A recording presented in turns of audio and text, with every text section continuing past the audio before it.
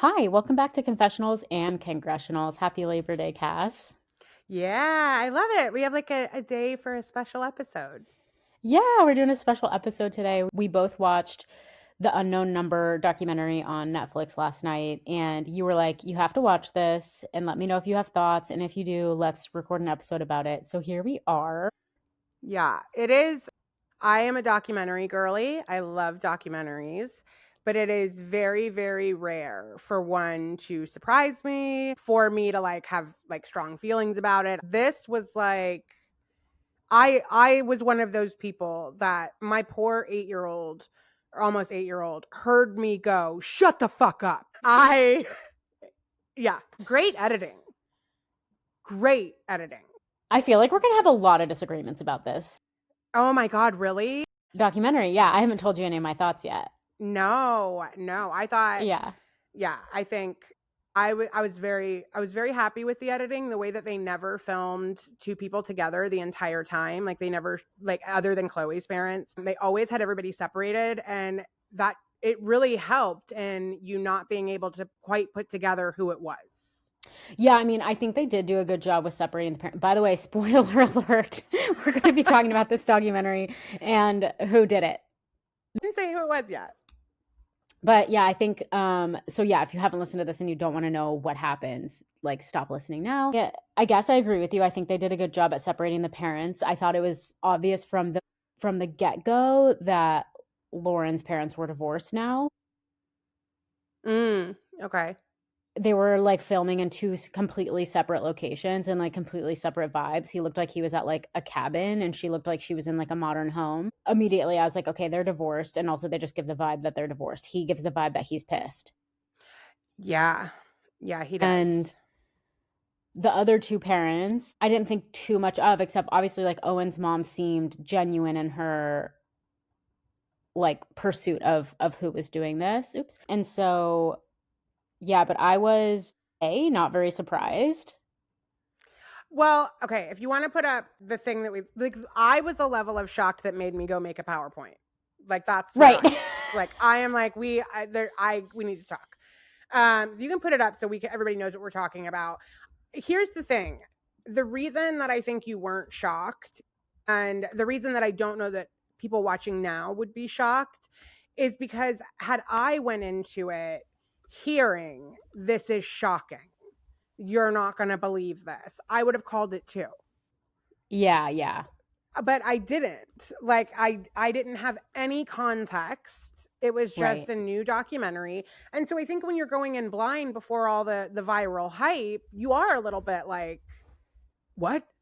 But you went in knowing that I was like, Lauryn, oh my fucking God. Yeah. You I know. mean, I actually thought my initial thought was that it must be a parent, but then I thought that was too obvious based on the That hype I is had heard. yes, that is what I thought too. Yeah, and That is what I so thought too. yeah, I'm I guess like I'm not that surprised that it was the mom. I'm not that surprised that a mom could do that. Like I feel like a lot of the commentary I've seen online is like holy shit. And it's just like we just watched Kelly Wolf's spiral of psychosis for 3 months. Like nothing surprises me in terms of what people will do when they are not in a good mental state. And that woman is not healthy. No, no, she's not. She's not. I When I'm looking at some of the commentary, I will say that the ones that I'm hearing say I could never, I would never. It's a lot of the times I think parents of teenagers, and it's kind of like anything. It all becomes like different when it's relative to what's going on with you. Like I used to be able to watch Dateline when it was going to be a kid that passed away. Once I became a mom, like those became I have to skip. I can't do it. I can't do it. But I used to not have that feeling towards it, you So you're know? saying that it might strike a different chord with people who have teenagers because they are just Yeah. close to that experience of being a teenager. Yeah. And I think Yeah. being having teenage daughters, like you see no matter how much you love them and how much you're there for them and how much you try to support them, the teen girls go through such a hard time, and they struggle with self-esteem and they struggle with where to fit in. and you're just like desperate as a parent to do anything to make it better, and you can't. Yeah. And to see someone that actively like made it worse intentionally is just like, I can't. Yeah, I mean, I think that woman, I would say Don't that I tell don't me think. why yet. Don't tell me why yet. Oh, okay. I guess I will just say, I don't think that she had an awareness, really. Like, I don't think she was intentionally trying to make her daughter's life worse. Um, I've seen a lot of like theories online, and they mentioned in the documentary about Munchausen's by proxy, and I want to talk about what I Yes, think I want to talk about about whether that too. that's a thing. So Yeah. yeah. I also want to talk about, I know you want to talk about Khloe's family. I want to talk about Khloe's family, specifically some of the bullying and stuff and just like their whole vibe. Yeah, I have serious thoughts because yeah. So what we're going to do is I'm going to take you through a brief summary. If you haven't watched the documentary, you won't need to after this. If you have, just this is going to be a really quick recap. So we can go ahead and get started. Oh, I got tagged! You're such a f***ing liar, Camille. Don't take care. Hope to see you never. Kids are here! Dude, stop acting like you're the number one guy in this group, man. I'm the number one guy in this group. Things are about to get murderous. So first I want to introduce you to everybody that the kind of the main stars of this, right? So we have Lauryn and Owen, and they meet when they're young. This town is very small. These kids go to the same school from pre-K to 12th. Like it's all one, right? And so Lauryn and Owen start dating when they're about 13 years old, and they get their first cell phones, and you've got like the moms are close. Kendra is Lauryn's mom, then Jill is Owen's dad or Owen's mom. And I think they haven't been dating all that long, like a year, maybe two. Yeah, but they've known each other since they were kids, of course. So it's like, they've been friends forever and have known each Right. other's families for a long time. It starts with like a Halloween party that they get this text message, and it's from an unknown number, and they're always in a group text. So it's always going to Lauryn, Owen, and then whoever this person is that's sending the text. You can go to the next one. So like the first initial text that they get, those are on the left here with the "Hi Lauryn, Owen is breaking up with you." That strand of text all comes in together right around this Halloween party. And obviously it's weird, doesn't make a lot of sense, but it sounds like for almost a year, no, they don't get this text again. Yeah. And then a year later, they start again with the group texts. And they're bad. They're bad, definitely. The calling her trash, talking about how she's too skinny. They're very aimed at attacking Lauryn and making it sound like Owen really wants to be with this other person. Yeah. Right. And it's relentless. Like it gets to the point where they're getting 30 to 50 texts a day, just all day, nonstop. Lauryn's kind of wondering if Owen really is doing something. It's just awful. And eventually, Yeah, and go ahead. yeah, and Zach and I were talking as we watched this because he was like thinking that he would be impervious to this type of bullying. And he was like, this is so dumb. I can't believe they're letting this bother them. Like, obviously it's just somebody trying to troll them. And I'm like, dude, if I were getting texts like this as a 36-year-old, I would still, I think if it was over the course of a year, it would really start to affect my reality and who I thought I could trust and all of that kind of stuff. Like, for sure. Yeah. I think that especially at that age when their brains are like not very developed, like sometimes in their little interviews, they would explain like why they thought it was someone and like what evidence they had. And I was like, that is so dumb. That logic doesn't make sense. But it's like, they're 15. Like they don't. Yes. Because Yeah. you texted me last night when you were watching and said that, my brother had said that was like, oh, I wouldn't be bothered. And I was like, oh yeah, like definitely a 40-year-old man knows exactly how they'd handle it when they were 15. I know. Like, yeah. you know, come on. And not to mention the fact, like you just said, like how it could mess with you. These texts were specific enough that you had to know it's somebody that you're trusting in your life. They knew Right. too Like much. they would talk about what she was wearing and stuff. So yeah, it's like not only are they just harassing you, but they're specifically talking about what you're wearing today and things like that. Like, yeah, somebody's watching you and then sending you these messages. That would be so freaky. Yes, it would be absolutely terrifying. And eventually you can go to the next. It gets to the point where Owen decides, like, I think we should break up. I think Yeah. if we break up, maybe we give the person what they want and this stops. Right? And I think that this had been very stressful in their relationship. And Lauryn, I think, had become, I mean, it looks like she had become a shell of herself. Her and Yeah. her mom have such subdued, strange energy. Yeah, their affect is really interesting to watch. Yeah. All right, keep going. Yeah. So they end up breaking up with the thought that like this will make it stop or this will make it, you know, get better. And it gets infinitely worse once they break up. The text then, you can go to the next one.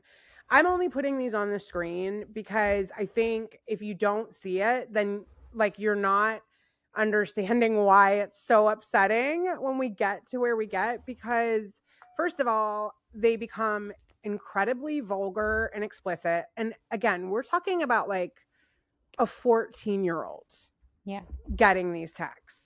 And then not only do they get explicit and like just gross, but when they start saying that she should unalive herself, you know, or we'll do it, you know, if you don't, like, you're worthless.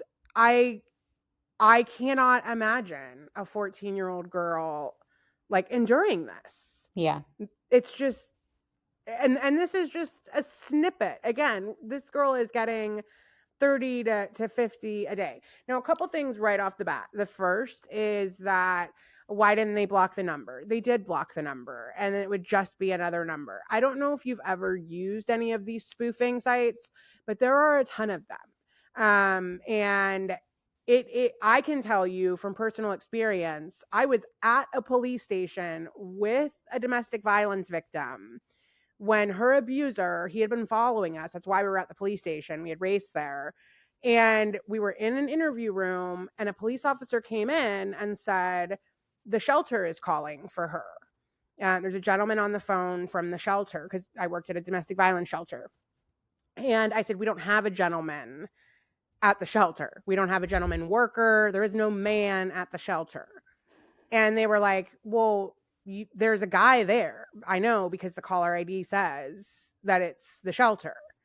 And so I knew immediately that like that can't be. That's not possible. But it was a spoof card made to, and it, right? And the cop had no idea how to begin to link it to her abuser. None. Like, not a clue. Now, granted, this was years ago, but so I say that and normally when you sign up for one of these spoofers, whether you're going to spoof somebody else's number or you just want like a random number, they'll normally give you like 50 numbers for $5. So whoever was doing this had this plethora of numbers, right? So blocking the numbers, not going to work. Once the messages start getting like they are on the right, the police get involved. And again, I think... So at this point, it had only been the school investigating it. The superintendent, you know, they get a lot of these like cyberbullying cases, he said. And so, yeah, now they get the police involved, the local police. Right. And I think the local police just have no idea where to start. Yeah, I mean, I LOL'd because I just thought, well, can I say what happens what the next level that gets involved is? So they have to eventually escalate it to the FBI. And the first thing that the FBI does is like trace that phone number back to what service provider it has and like try to find the IP address. And I'm like, the fact that the local law enforcement didn't think about that is pathetic. We'll get there more. So as the documentary unfolds, they start to give us a series of suspects, right? Right. Like, it's done pretty well. Where each of these people is introduced to us. The very first suspect that we look at is Lauryn herself. You know, some of the girls mention maybe it could be Lauryn. It seems like maybe Lauryn wanted attention. Maybe, you know, some of the things that she was saying in her messages was stuff that we talked about in front of her. So we thought, you know, maybe it could be Lauryn. Then we are introduced to Khloe. She's on the right. And I just want to say that we have several people talk about what a bully Khloe is. Yeah. This is not unheard of. She's had issues in the past. Yeah. So when her name comes up, she is like Owen's best friend. There's some people that think she has a crush on Owen and wants it to be more than that. Even Owen himself says that she was not a nice person growing up. Yeah. So she becomes a suspect. When she becomes a suspect, so a few things. First of all, yeah, we get to introduce to her, basically her parents saying they get phone calls a lot from the school about her potentially bullying people. And they sort of just like roll their eyes and like brush it off, which is incredibly annoying. Yeah. And that is what is wrong with parents when their kids do things like this, is where there is smoke, there is fire. And you know for sure that Khloe fancies herself a Regina George type of character. And they were like, she's just popular. She has a lot of friends from a lot of different schools. And it's like, dude, she likes to think of herself as a queen bee. That's what's going on here, you know? Yes, 100%. Yeah. And okay, so then the second thing I thought when they introduced her finally is Zach and I were like, wait, they're just now suspecting the girl that probably has a crush on Owen and like is a bully at school? Because at the beginning, Owen is like, everybody at the school gets along, everybody's friends, we all have group chats. And I'm like, that's how I know you're popular. Yes. Because the person who's popular doesn't realize that there are people that feel like they're on the outs and there are people that feel like they don't fit in. And Khloe is one of those people that becomes a bully to try to fit in and like have control over the situation. Right. And they also think it could be Khloe and her little group of friends. We've got Sophie and Macy, who are next to Khloe on here. You know, it seems like these three. It seems like Khloe's the leader and Sophie and Macy, you know, follow her around. And so we think it could be them. And then just a note, because I think it's important, when Khloe is brought in for questioning at the police department, I would just like to remind everyone that it's Khloe's mom who says, I think it's Adriana. That's who I'm pointing the finger at. And I just want to say that because she seems to have quite an issue that her innocent angel daughter was pointed at and says nobody should, you know, just accuse somebody. But I just watched her in the police department point the finger at Adriana. So I just found it interesting that, you know, we shouldn't do that to my precious angel. But I have no problem saying it's Adriana, who honestly, I felt really bad for. Oh, yeah. She just like, when she started crying and said, I just kept wondering what it was about me that would make them think I would do something like that. It broke my heart. Yeah. Because I'm like, she's just like a quiet outsider. Yeah. You know, like I hated the that. like clique dynamic at this school reminds me a lot of the clique dynamic at my high school. It was a much bigger high school, but it was like the athletes were all friends and like they were the popular kids, and then the rest of us broke out into like groups and the drama kids and stuff. But it's like the kids that this is happening to, Owen and Lauryn, like those kids are the athletes. They're the popular kids. And then you've got poor Adriana, who is obviously not an athlete, a little bit quiet, like not as pretty as the other girls. Like you can just tell by her thing that she's like not popular.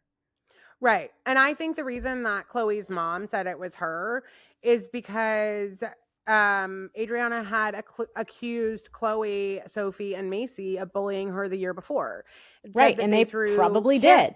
Right. She said that they threw carrots at her, which is oddly specific to be a lie, right? Like, No, yeah, they definitely threw carrots at her, which that's so Blair Waldorf coded.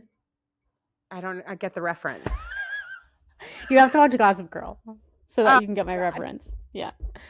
Blair Waldorf has her little minions like pick on people. And one of the things they do is when they're all sitting on the steps of the Met before school, she pours a yogurt. One of her minions pours a yogurt on top of a kid that they're bullying's head, and it like drips down his face.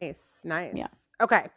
All right. So I think we all come to realize very quickly it's none of these suspects, right? Yeah, and here's my issue with the editing. Like, you liked the editing. I thought the editing was bad because the suspense would last for they would introduce a suspect and then we would have about 2 minutes of suspense before from the shadows the suspect would emerge and talk about how it wasn't them. Yeah. And you're like, okay, I guess it's not them then. Well, but I mean, the person who did it was interviewed in the thing, and that's what Zach and I were thinking during it is like, okay, so it can't be somebody they're interviewing then, or can it be? And Zach was thinking like it can't be. I was thinking if the person is delusional enough, then we might get interviews with them that like the editors try to kind of throw us off. That's what I feel like they must have been doing. Well, the editors did a fantastic job throwing us off. If you look back, because I've now watched it 3 times, because I watched it with my husband. I watched it the first time myself once to take notes. And then he came in when I was like halfway through it taking notes. And he's like, what are you watching? And I'm like, no, we'll rewind. You have to watch. You have to watch the whole thing. Like, sit down. But if you look back, there's a couple moments, for example, when Kendra, Lauryn's mom, is talking about how they went to the school for help. Yeah. She said, we thought like our girls or our kids are there 8 hours a day. There's got to be something that you could do. And in my opinion, they didn't handle it very well. Well, you wouldn't think that's the person. Yeah. That in 30 minutes, you know what I'm saying? All right. So. Yeah, I know. I watched that part actually again this morning and I was like, yeah, I guess they did do a good job throwing us off. Yeah, I can see what you're saying. She's so delusional. Yeah. That, all right. So we know it's not them. So let's get back into the investigation. Basically, you can go to the next one. Owen's mom basically, this is where, I already told you guys about them. We're going to come back to them because I've got a clip of them. But this is Khloe and this is Khloe's parents. Khloe's dad is a police officer in this town. And we're going to dive into this a little bit at the end, but I'm just going to say, and listen, I come from a long line of police officers. My mom was a police officer until she retired. My great-grandfather has a book written about him, Eagle Eye Gus from New York. My grandfather was a police officer that lost his leg in the line of duty. I have nothing but respect. But there are only 2 types of people that become police officers. Those who genuinely want to make a difference in this world, and those that wish they were still the high school bully that they were. That's it. I'm sorry, but yeah, there's actually like data too that like looks at the types of careers that have the most abusers in them. That's not the right way to phrase that. I don't know if that was a clear way to phrase that, but basically like there are a few like occupations that like a higher percentage than others there are like abusers in it. Am I phrasing that right? Yeah, you are like, okay. If we look at the career paths of domestic violence abusers, they tend to choose gravitate. Yes, right. They tend to choose specific jobs: police officers, judges, maybe lawyers. There are a couple doctors. I was going to say, I could have sworn physicians was on there as one that they... I think especially like, like surgeons and stuff like that. They fancy themselves a God complex. And so, and it's like there's power and control in those professions. And, being a police officer is one of those professions where you have a lot of power and control. And we watched that when George Floyd happened. Like we watched a bully take out his aggression on somebody who didn't deserve it because he couldn't fucking control himself. Yep. 20 years ago, before my husband and I were together, I went on a date with a police officer, because again, I worked at a domestic violence shelter. I obviously had a lot of contact with law enforcement. And so an officer asked me out on a date, and we went out bowling with him and some of his buddies from the force, right? And I will never forget them telling me this story, thinking I was going to laugh, about how one of the things they like to do when they're bored and out on patrol is when they find homeless people's bikes to spray the handlebars down with mace, so that when they go to ride their bike the next time, they'll get right. And they're cracking up laughing, telling me this story. That's disgusting. It's disgusting. Not only did I not go on a date with him again, but do you know, this guy called me like 37 times. And then him and his partner came to my house in uniform in the police car. And he berated me for not answering, because he was like, you know, in my line of work, that could have meant that you're hurt. That could have meant like you have an obligation. Shut the fuck up. Yes. No, you're just an asshole, and I didn't want to go on another date with you, you fucking prick. Leave me alone. Exactly. So I'm sorry, but I have more to say about them in a bit. Let's get back to the investigation. Next slide, please. So here is when the police go to the FBI. Didn't AI do so good? I was going to say, that is so AI. I love that. I know. It did really good. I was very proud of it. I was too lazy to like do any more. I'm like, just give me an image of like cybercrime investigation. What do you got? Yeah. Perfect.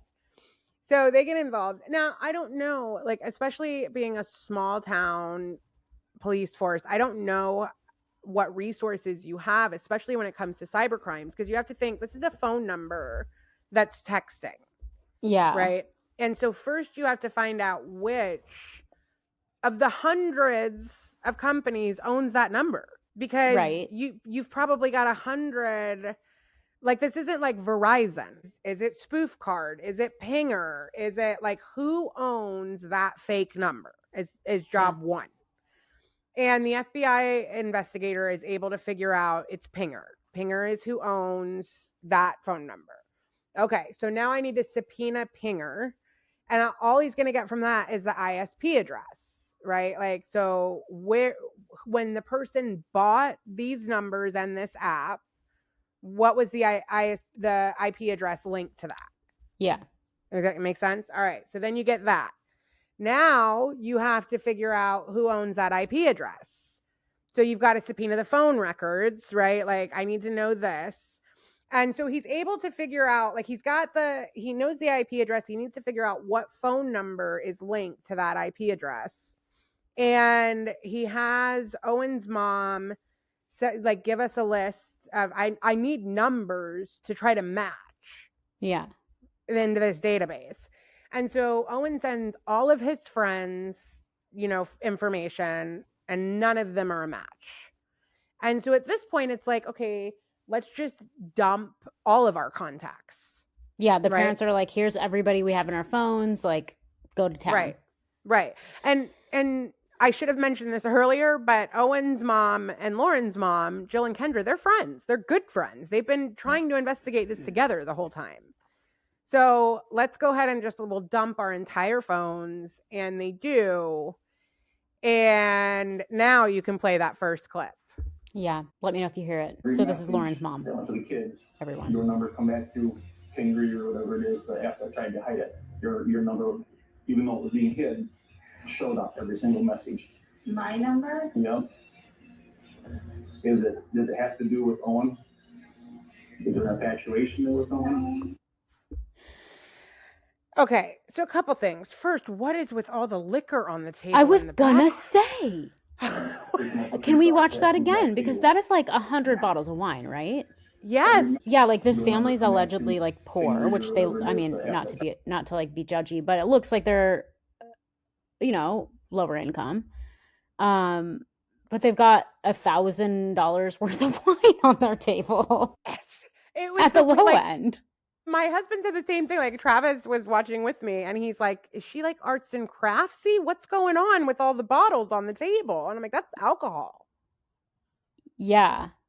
So yeah, this is body cam footage of the police when they get to the house. And this is when we find out a lot of information. First of all, when I first watched this, I was thinking, does she know what's happening? Because she seems confused. I mean, I felt like I felt like we were just watching someone's mind try to figure out, do I have a lie? Do I have a story? Where's my other phone? What am I going to do? If like, that's what I felt like I was seeing, was just like Like, how I thought this was caught am I? untraceable. Yeah. Right. Yeah, I And couldn't like get a read on this because when he like gets a confession out of her, yeah, she doesn't really like say it. And I almost thought like, are we all sure that everybody's talking about the same thing here? That she's not Yeah. saying like the investigation started when, or we started looking into it when, or something. But then eventually we do find out, yeah, she is just, she did it. yeah, her affect is really hard to read. Yeah, I mean, Stunted. Yes. And at one point we find out that her friends say that she used to be the funnest person in the room. And this lady, there's not an ounce of fun in her. I've never seen somebody less fun. No. Now, I will say,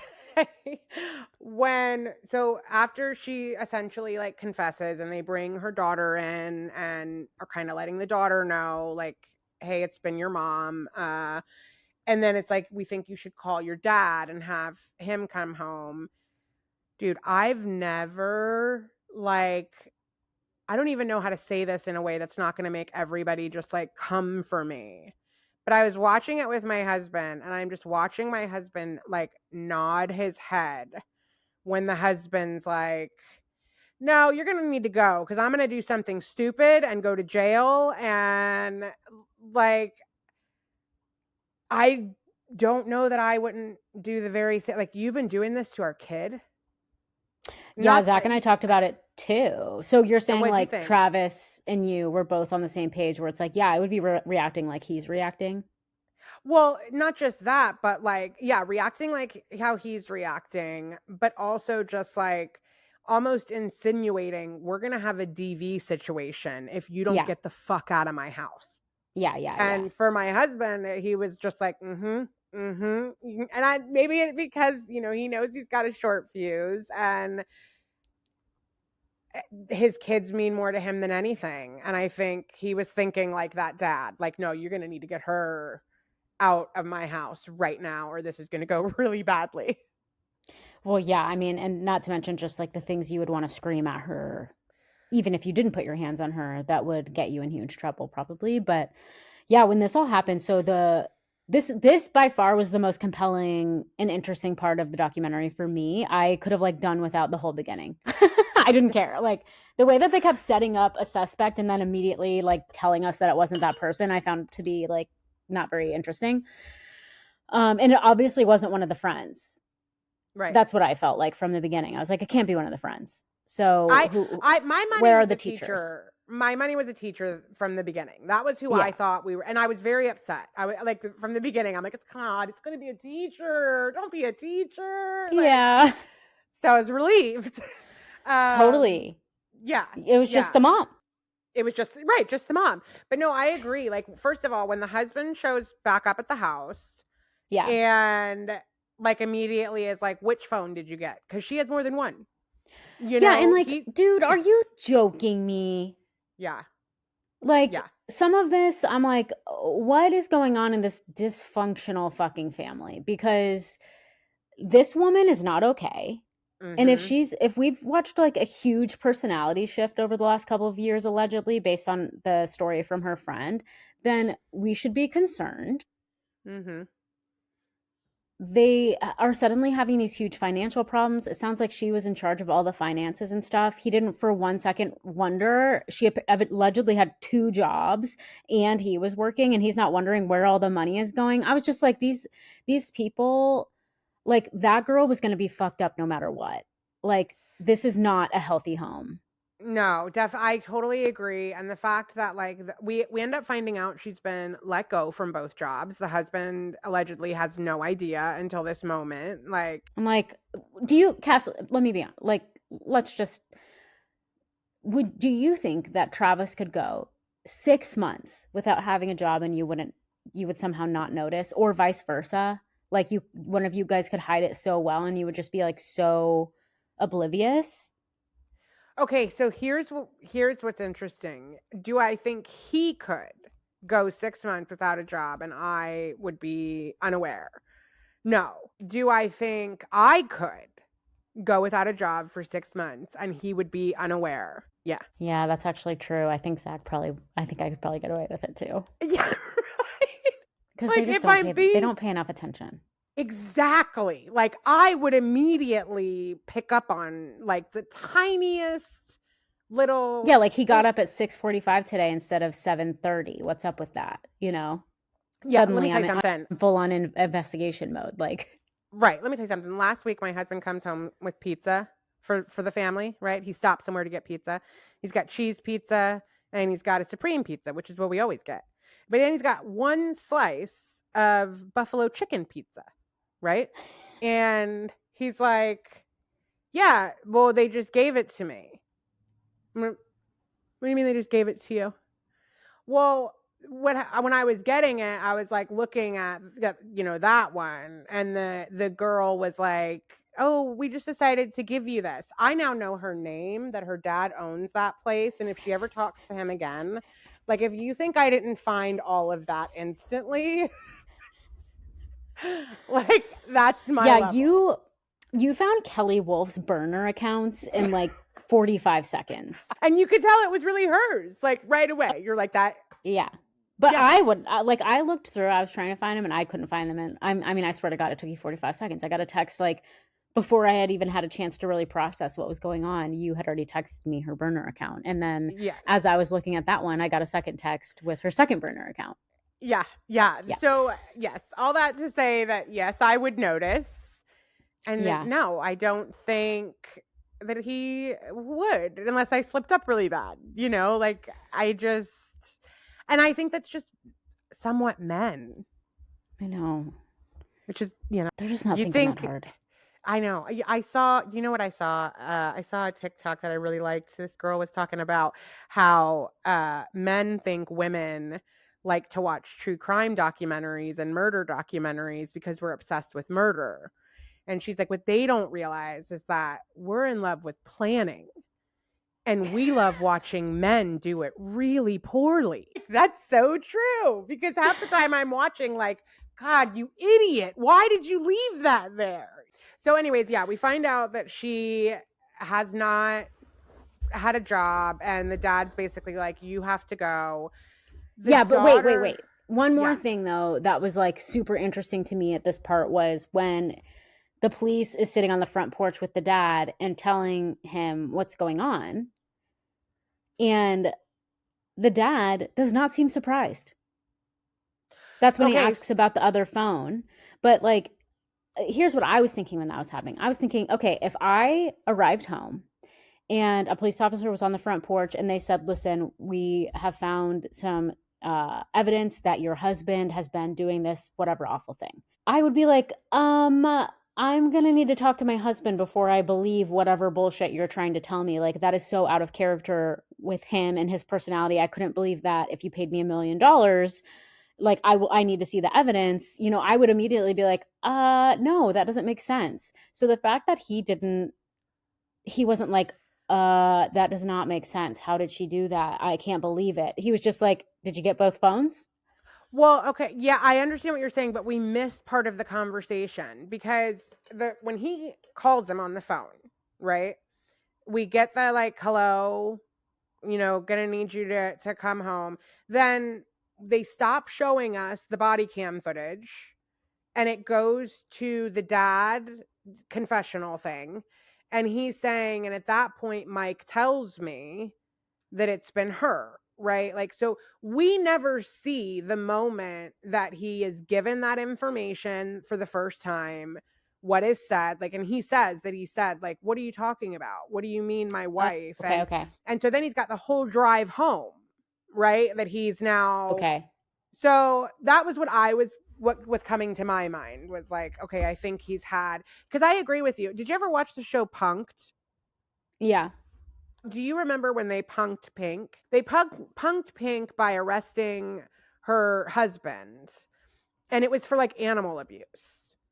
And her reaction was like what you're saying. She's like, absolutely not. Yeah. There's no universe where it's him. You're wrong. Like, you don't know this man. There's no way. And obviously she was right. And that's what you would expect. But yeah, but he still doesn't even seem that shocked about the fact that she hasn't had a job. Like, that stuff he does find out in real time. And Yeah, and like, is he not wondering why she has multiple phones? Is he not wondering, like, it? I'm like that. But I think it's a something is going on. broken. I think it's like a broken man who sees like it. I felt like maybe he saw no way out of the situation. Like, I get the impression he's working a lot to try to keep things going. Yeah.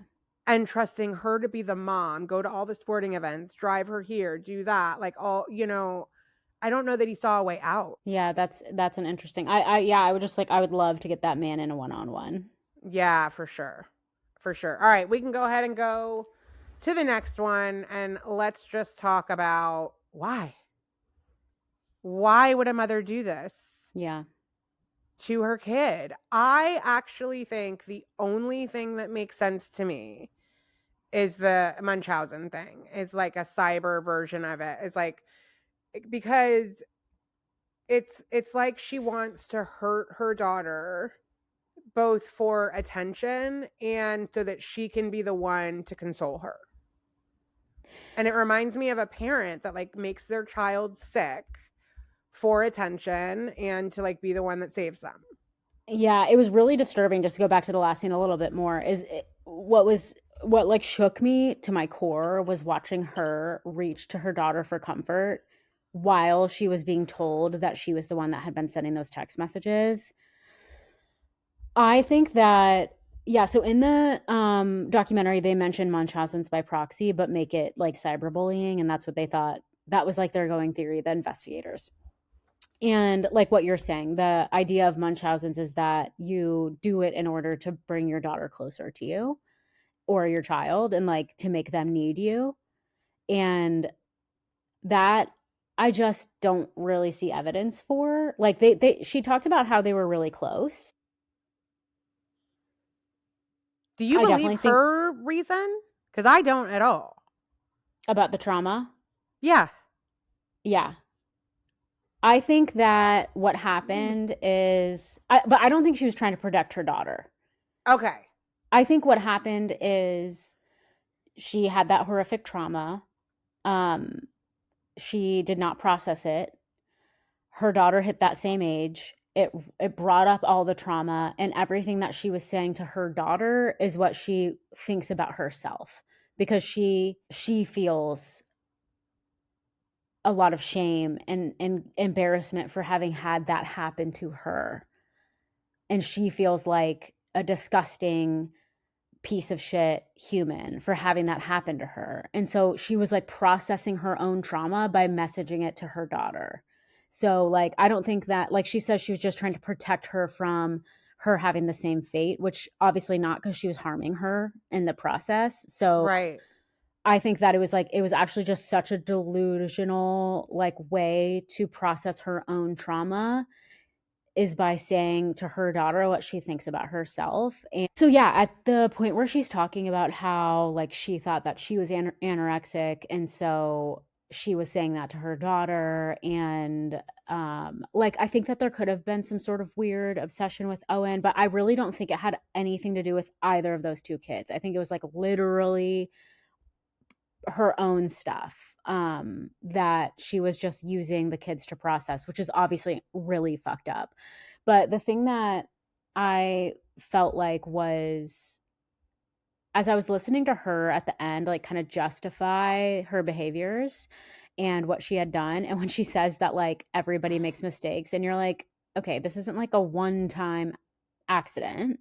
No, and like she's trying to equate it to like everybody breaks the law sometimes. We're not talking. I could give a shit about whether it was legal or not. Yeah, like you're missing the point. Right. You abused your daughter. Yeah. She was saying like, I just want to keep her safe. I just want to keep her safe from the thing happening to her that happened to me. And in that moment, I was thinking, like, when she's saying, I want to keep her safe, she's talking about herself. Like, she's saying, I wanted to keep myself safe. Who was supposed to keep me safe? Nobody kept me safe. And this happened to me. And so, like, because she like says that she wants to keep her daughter safe at the same time that she's harming her daughter. So obviously it's not about her daughter, right? So then what is it about? And I think it's just about, like, she's seeing her daughter as her, and she's trying to, like, process all that trauma. That's how I, like, interpret what happened. I don't think it was Munchausen's. Would you, like, how, even if you're, like, talking, these texts are meant for yourself, how would that have helped a younger her be safe? You know what I'm saying? Like, I don't understand. No. It doesn't help a younger her be safe. She's just processing how she feels about herself. She's just aiming it at her daughter. That's what I think. Like, I think when she says, you're disgusting, nobody loves you, he doesn't love you, you should kill yourself, what she's saying is, when this happened to me, the way I feel about myself is I should have killed myself. I'm disgusting. I am ugly. I am anorexic. I am, like, all of these things. He doesn't love you. He doesn't want you. You're disgusting. Like, she's just talking about herself. Okay.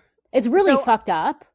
Yeah. And, like, look, it doesn't really make a lot of logical sense, but I do think that that's, like, somebody who I would be very surprised if she didn't have, like, a lot of other trauma, and this was just one of the things. Yeah. And obviously, like, you have more of a background. To me, I feel like it's attention seeking. I feel like it is wanting her to damage her daughter so her daughter comes to her, but not necessarily just because I don't think it's because she's trying to be closer with her daughter. I think it's like attention seeking from the community, and having people feel sorry for her, and having people feel sorry for their daughter, and, like, having to, like, spend all this time trying to figure this out. And I don't think she's someone who naturally makes friends very well. And I think, like, this gives her a reason to be at the same level as Jill, and talk to Jill and hang out with Jill, and they're trying to solve this mystery together and save our kids. That was what I felt. Yeah, I guess I can see that. I think, like, we have a couple of data points that go against that, though, right? The first is that her personality suddenly changed. At some point, she was the type of person who made friends very easily and who had a lot of friends and who was the life of the party. So it's not like that didn't exist within her. Right. This, like, consumed her in such a way that she became a different person. Yeah.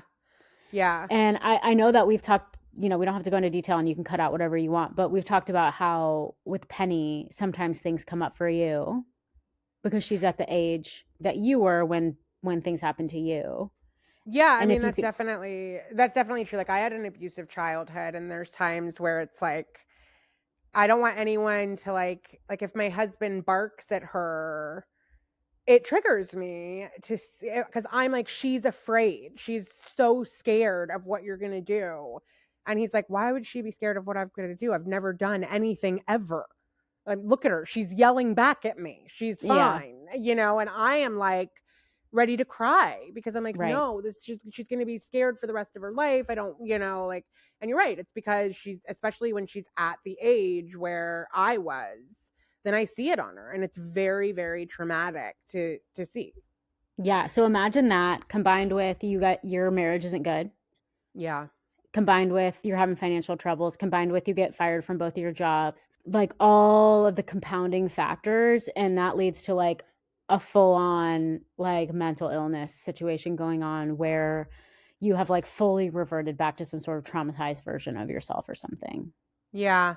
I can see that. I just think, like, yeah, there's no logic for why she did this, but the idea that she did it because for attention, like, I didn't see her getting that much attention.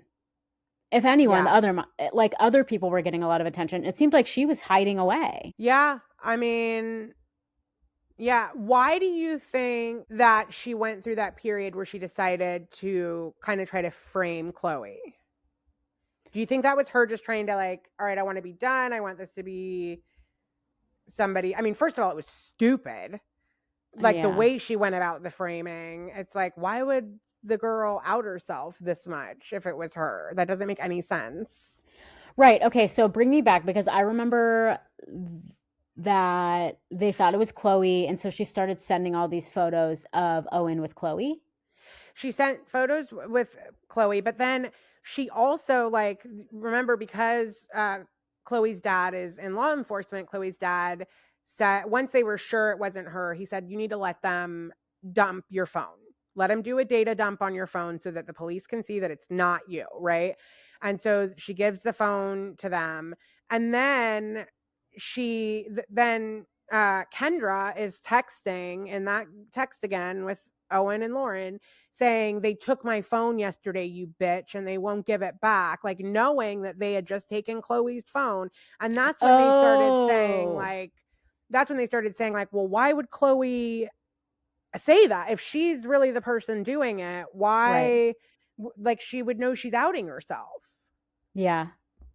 I have no idea. I don't think I understand enough of what was going on in that whole thing. Because so she was trying to frame Khloe, but so she was basically impersonating Khloe. At that point, yes. Once it seems like she was impersonating Khloe once she realized that Khloe was deeply under suspicion. Yeah, but then she kept doing the text. It's not like she stopped. So no. Yeah, I don't know. I mean, I almost thought, like, was she like finally ready to be like done with, like, or then she would have stopped. Right. Yeah. So I don't know what the motive there was. Yeah. And I mean, I think we're talking about somebody who is not thinking very rationally. This is always the problem when we try to put, like, rational thought, right, on, like, yeah. And since we're doing a special episode, we can talk about, well, I'll just talk about it real quick. You know, you did say that I found, speaking of irrational behavior, Kelly Wolf's burner Instagram account, right, which she's using. And I just want to say, like, the part of that bothers me the most is that the fact that she's on Instagram on this burner account, which means she has access to Instagram, right?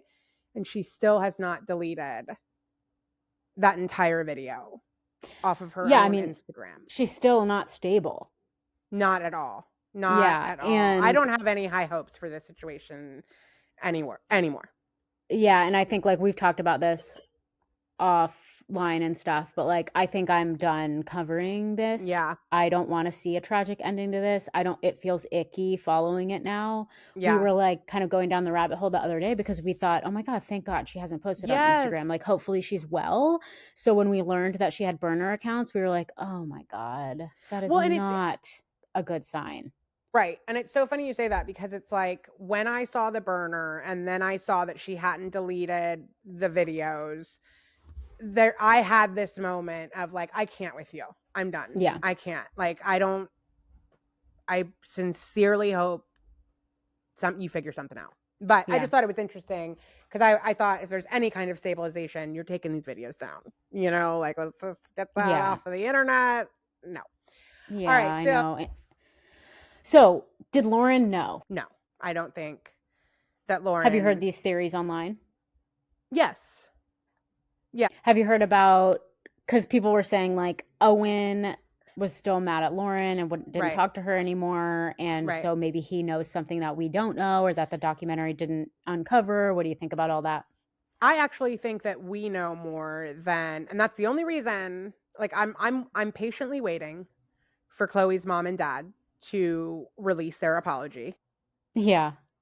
And we'll get to that clip in just a second, but same with Owen. I actually believe that we know more, and you have to really fight and beg to get all of the information that's part of that investigation, right? Like, they don't give that out. And when things, like, go to court, and they're, especially in this case where the person decides to plead and whatever, it's like, you know, pieces. So what I mean is, like, they know that she's the one that sent the messages, that Kendra is the one that sent the messages, right? But I bet you, until they watched the documentary, they never saw the footage of the moment the dad finds out and his reaction and telling her to get out. Like, they've never seen that body cam footage until we all did. Right. they didn't petition under the Freedom of Information Act to get that stuff. I would be willing to bet. Yeah. So if you're just getting bits and pieces and you find out it's been Kendra, I can see where maybe your mind thinks, I think Lauryn must have been in on it, or I think the dad must have been in on it, or whatever. But I think I would hope that once you watch this, you're like, no, okay, my bad. Yeah, I think that I honestly think it's possible she knew. I really don't. My gut is that she had no idea. My gut is that even if that kernel of a suspect came in at 15 years old, you'd then have to accept that your mother would send you Yeah, the I think ugliest, most vile things. I don't think you could. yeah, like did you listen to Jeanette McCurdy's book? Is that the one that's like, I'm glad my mom died. I did listen to some of it. Amazing. One of the best memoirs ever, but it's like pretty disturbing. Just like the kind of abuse that she went through at the hands of her mom. And this reminds me a little bit of that. Somebody who's just like very mentally unwell, who is like taking out all their trauma on their child. Yeah. Through mental illness, you know? And in that book, Jeanette talks a lot about being enmeshed with her mom and how, like, a red flag for me in the documentary was when the daughter, Lauryn, was saying that she felt like she was missing a part of herself when she wasn't with her mom. And like, this isn't very far removed from whenever this happened, considering how old the kids look. Like, what is it, like 8 months later? I mean, it has to be within 2 calendar years of when this all started based on the cam footage. Well, the mom spent 1.5 years in prison, and she's out of prison in the documentary, right? So we've got to be about 1.5 years out. Yeah, okay. So yeah, but anyway, just thinking about enmeshment and how attached these two seemed to be, like, emotionally, like her mom, that was not a healthy relationship that the two of them had, obviously, both like secret and unsecret. Like, I think secretly her mom was doing all this stuff that's obviously very unhealthy, but I think even just their normal like mom-daughter relationship was very, very, very enmeshed. And Right. so I feel like the daughter could have known or had suspicions, kind of like Jeanette knew that what her mom was doing to her was not okay and was abuse, but she didn't know how to process that, and she didn't, like, really, you just push it away because you're a kid and you can't process that information, like you were just saying. So it's like, Right.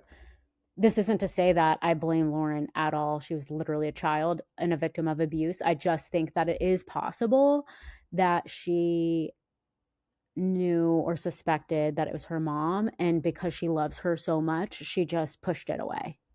Yeah. Which is really, really, really sad. I could see that. I mean, I'm still of the camp that she didn't, but she could have. She definitely could have. Yeah. It was 2023, by the way.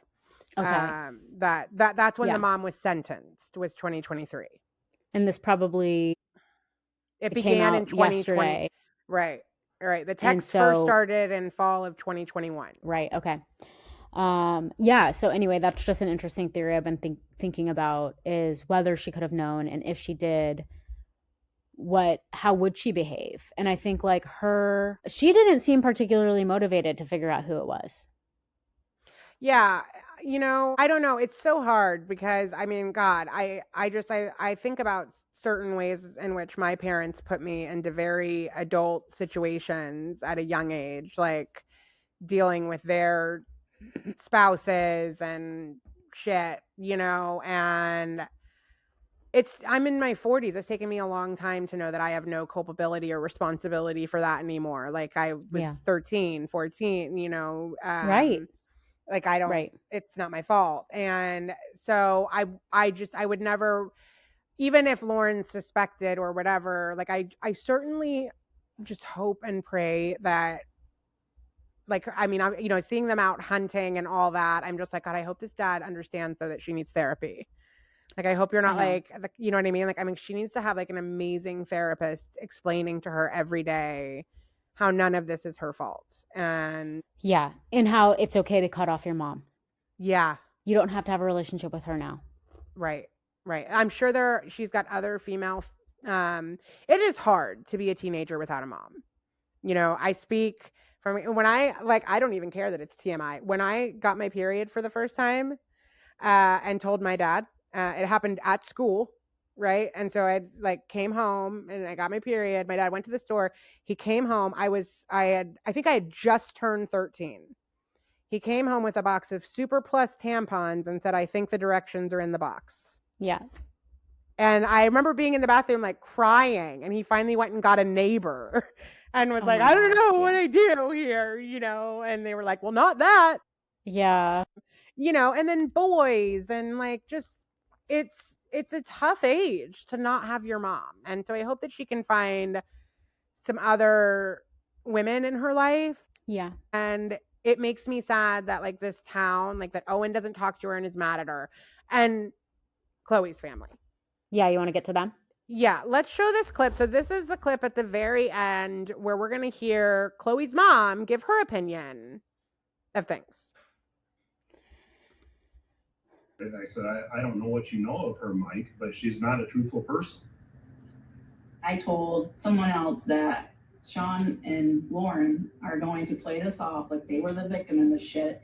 They had no clue what was going on, and they're going to get away with it because Mike Maine didn't do his fucking job and investigate them. And that's exactly what happened. I'm proud of her for that. I kept that good. That's good. Bullies, bullies, bullies, bullies, bullies, bullies, raising a bully who made a TikTok to double down. Like Khloe made a TikTok. She's never posted before on TikTok. To clarify. Right. To her side of the story or whatever.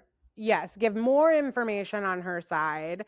And the only comments that she liked were comments that said, "I think Lauryn knew. I think her dad knew. I think they were in on it." Well, she liked every one of those comments. Like, well, and let's remember, she's also a kid.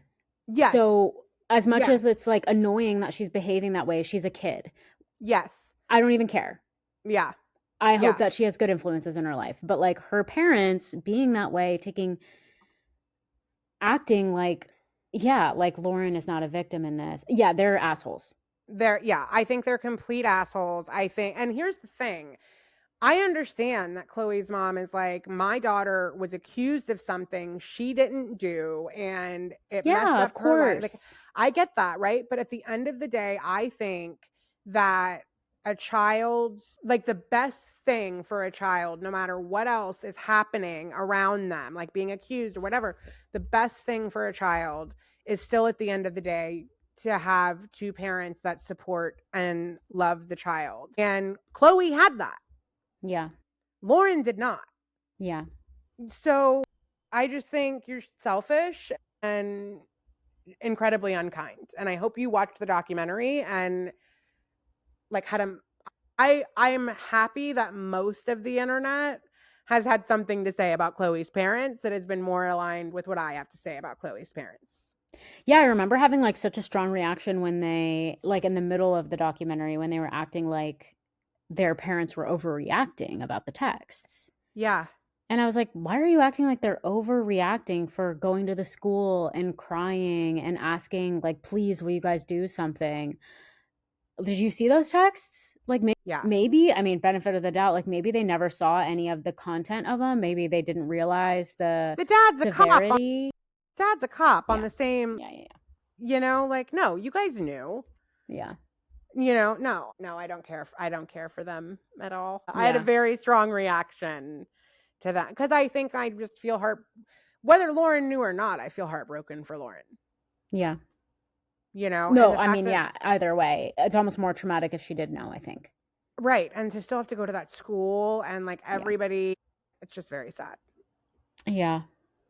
Very, very sad. But it's the first documentary I've watched in a while first one to go viral in like 5 or 6 years. So I thought the editing was well done. Honestly, it did not occur to me that the mastermind would participate in the interview. So I know. You so rarely see that, you know? Yeah, like acting like, man, I hope we can figure out who this is. Right. Bizarre. Right. It's so bizarre. It's so bizarre. So to wrap up, I think the final question that I had, yeah. when she says that she didn't start the texts, she was lying. I think so. Is it possible? Like, again, if somebody's watching this on YouTube, you can rewind back in the PowerPoint and I show you the very first text that came through. And there is 12 months between the very first text and when it starts up and won't stop. Okay. I don't know if the mom would be capable of stopping that quick. You know what I mean? Like send a text and then not do it again for a year. Yeah. That seems like, I don't know. And the first yeah, like text, was it just like an intrusive thought every day for a year until she finally gave in or something?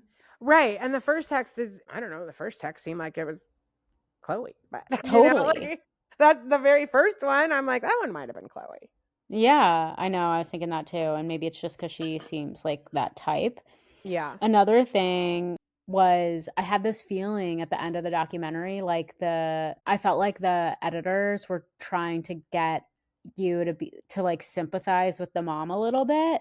Like I couldn't figure out if, and I'd seen like dialogue online, like were they trying to get you to sympathize with her by hearing her side of how she justified things and then hearing Lauryn say like I really hope we talk again and like that kind of going back and forth, or were they pointing out how fucking deranged it is that she can sit there and cry and act like, or maybe genuinely sincerely be sorry at the same time as we know what she did?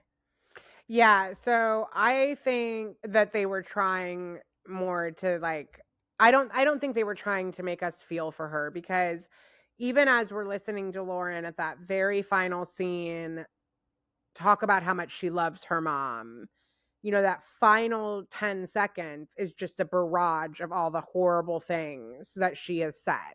Yeah. It's like they want to remind the viewer, Lauryn, this is what love with your mom looks like. Yeah.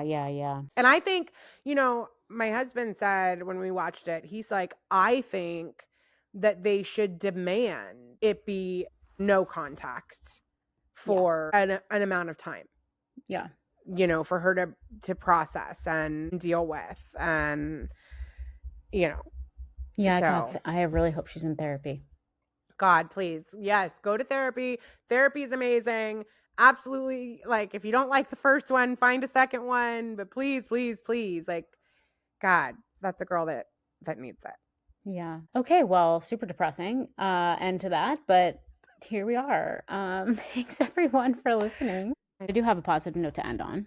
Okay, let's do it. My friend is taking bets, we're placing bets on where we think Taylor Swift is going to get married. Do you think it's going to happen in the US? I don't know what my answer is. I feel like the thing that keeps coming to me, but I think I have two guesses. If I had to place a bet, I would say Kansas City. Really?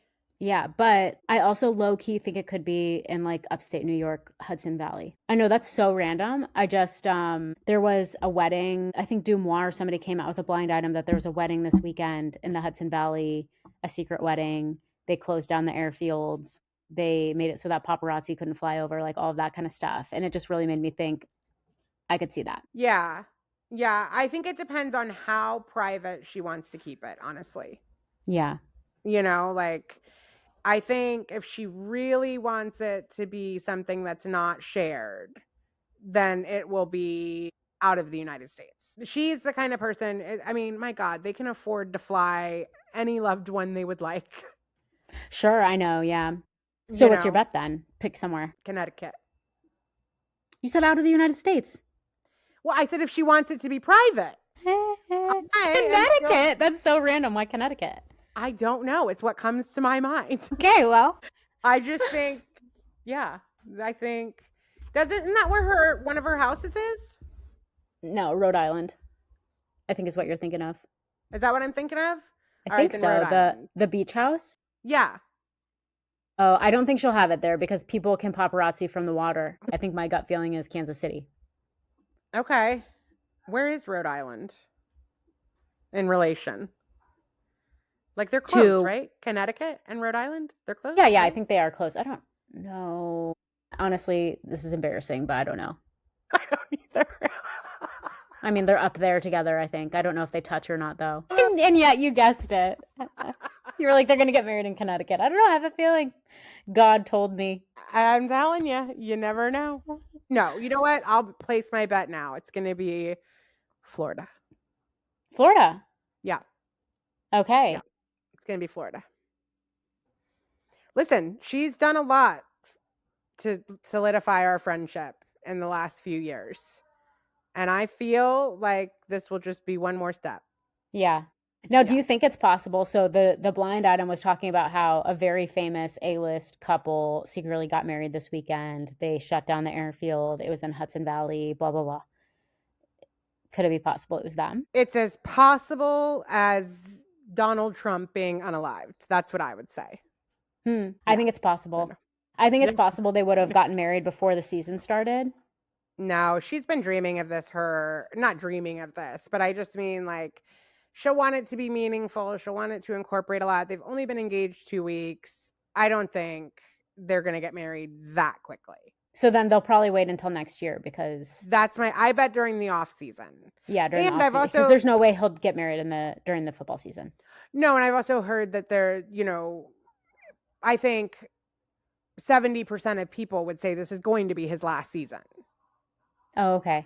Like, I mean, your body can only take so much in football, and he is on the older age of a football player. Yeah, and they have to have kids, and who's going to take care of the kids while she's working? Exactly. Although it would have been nice if he stuck around, because I was really looking forward to seeing Swift on the back of his jersey. 100%. But, yeah. All right. Well, thanks for listening, guys. We'll see you on Saturday for our challenge episode. Bye.